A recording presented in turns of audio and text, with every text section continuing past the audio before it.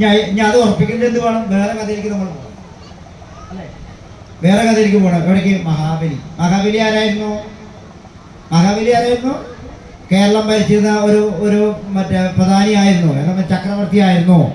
ചക്രവർത്തിനെ വാമനൻ എന്ന് പറഞ്ഞ ബ്രാഹ്മണിക്കൽ മേൽക്കോൽ മുഖന്ന് അടിച്ച് ചവിട്ടി താഴ്ത്തി വർഷത്തിൽ ഒരു പ്രാവശ്യം വരാൻ വേണ്ടി ലക്ഷം കൊടുത്തു. ആ ലക്ഷം കൊടുത്ത ദിവസമാണ് ഓണം. അതല്ലേ പഠിച്ച്? ആണോ അല്ലേ?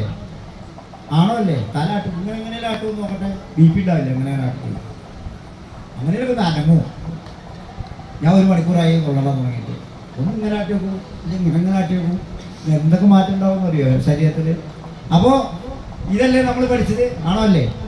ആണോ അല്ലേ? ഇതെന്തുകൊണ്ടാണ് നിങ്ങൾക്ക് നുണയാണ് തോന്നാത്തതെന്നറിയോ? നിങ്ങൾ നമ്മുടെ സംസ്കാരം പഠിച്ചില്ല, നമ്മുടെ പുരാണ ഇതിഹാസങ്ങൾ പഠിച്ചിട്ടില്ല. പുരാണ ഇതിഹാസങ്ങൾ പോകണമെങ്കിൽ എവിടേക്ക് പോകണം? ഭഗവാന്റെ ദശാവതാരത്തിന്റെ കഥയിലേക്ക് പോകണം. ഭാഗവതം നോക്കണം. ഭഗവാന്റെ ദശാവതാരം ഏതൊക്കെയാണ്? മത്സ്യം, കൂർമ്മം, വരാഹം, നരസിംഹം, വാമനൻ, പരശുരാമൻ, ബലരാമൻ, ശ്രീരാമൻ, ശ്രീകൃഷ്ണൻ, കൽക്കി. 10 അവതാരങ്ങൾ.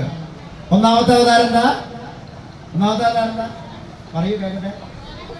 നിങ്ങൾ കുറെ വില്ലന്മാരോട് ഇരിക്കുന്നുണ്ട്, അതുപോലെ കേൾക്കട്ടെ. ഒന്നാമത്തെ അവതാരം പറയൂ. ഒന്നാമത്തെ ഞാൻ പറഞ്ഞു എന്താ? ആ, മത്സ്യം. മത്സ്യം എവിടെ ഉണ്ടാവുക? മത്സ്യം എവിടെ ഉണ്ടാവുക? പാറയമിലോ? എവിടെ ഉണ്ടാവുക? ആ, വെള്ളത്തില് അല്ലേ? നമ്മളിപ്പോ ഈ നമ്മുടെ ഇവരില്ലേ ISRO ചന്ദ്രനിലേക്ക് നമ്മൾ റോക്കറ്റ് അയച്ചു 3 പ്രാവശ്യം. അയച്ചില്ലേ? ചന്ദ്രയാൻ 1, ചന്ദ്രയാൻ 2, ചന്ദ്രയാൻ 3 ഒക്കെ അയച്ചില്ലേ? അത് എന്തിനു വേണ്ടിയിട്ട് അയച്ച്? എന്തിനു വേണ്ടിയിട്ട് അയച്ച്? ചന്ദ്രനിൽ ജലമുണ്ടോ എന്ന് നോക്കാൻ വേണ്ടിയിട്ട് അയച്ചു. ആണോ അല്ലേ? അല്ലേ? ജലമുണ്ടെങ്കിൽ അവിടെ എന്തുണ്ടാവും? ജീവനുണ്ടാവും. ഡാർവിൻ എന്താ പറയണേ? നമ്മുടെ ഇംഗ്ലീഷുകാരി നമ്മളെന്താ പറയണേ?